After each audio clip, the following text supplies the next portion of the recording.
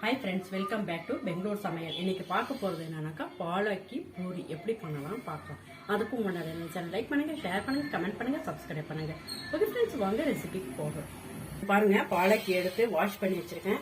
இது தண்ணி நல்லா கொதிக்குது. அதிலே போட்டு ஒரு செகண்ட் அப்படியே வச்சிட்டு நாம என்ன பண்ணலாம், மிக்ஸிடலாம். ஏன்னா அந்த பச்சை வாடை அந்த பச்சை கலர் போயிடும்.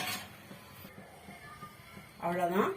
இது கேஸ் ஆஃப் பண்ணிட்டு அவ்வளவுதான், ஒரு 5 நிமிஷம் தான். ஏன்னா இந்த பச்சை போயிடும். அப்படியே இதை எடுத்து நம்ம வடிகட்டிட்டு மிக்சியில போட்டு அரைச்சிக்கலாம். இப்போ இது நம்ம அரைச்சிக்கலாம். இது நல்லா இதுவாச்சு, தண்ணியில இது பண்ணிருக்கிறோம்.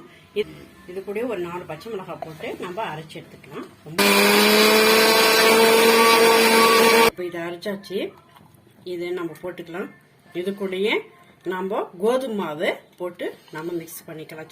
சப்பாத்தி பூரி பண்ற மாதிரி இந்த மாதிரி கோதுமை மாவை போட்டு மிக்ஸ் பண்ணி இது பண்ணிக்கலாம். இது கோதுமை மாவு 1 கப் எடுத்து வச்சிருக்கிறேன்.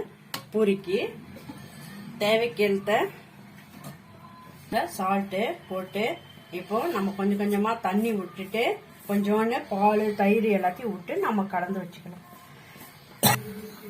பாருங்க, இந்த மாதிரி நம்ம கசஞ்சு வச்சுக்கணும். இப்போ நம்ம பூரிக்கு எப்படி இட்டுக்கிறோமோ அதே மாதிரி இட்டு போட்டுக்கலாம். ரொம்ப நல்லா இருக்கும். நான் செஞ்சு பார்த்துருக்கேன். இப்ப பாருங்க, எல்லாத்தையும் இட்டு வச்சுட்டேன்.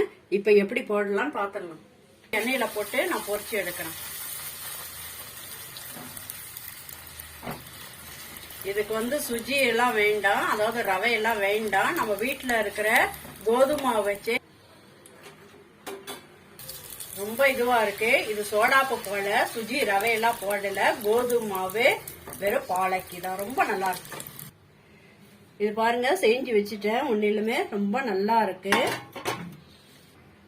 ஓகே ஃப்ரெண்ட்ஸ், இப்ப பாருங்க, பூரியும் உருளைக்கிழங்கு இது ஒண்ணு ரெடி ஆயிடுச்சு. இது பாலக்கி பூரி ரெடி ஆயிட்டு இருக்குது. ஓகே ஃப்ரெண்ட்ஸ், என்னோட சேனல் லைக் பண்ணுங்க, ஷேர் பண்ணுங்க, கமெண்ட் பண்ணுங்க, சப்ஸ்கிரைப் பண்ணுங்க. தேங்க்யூ.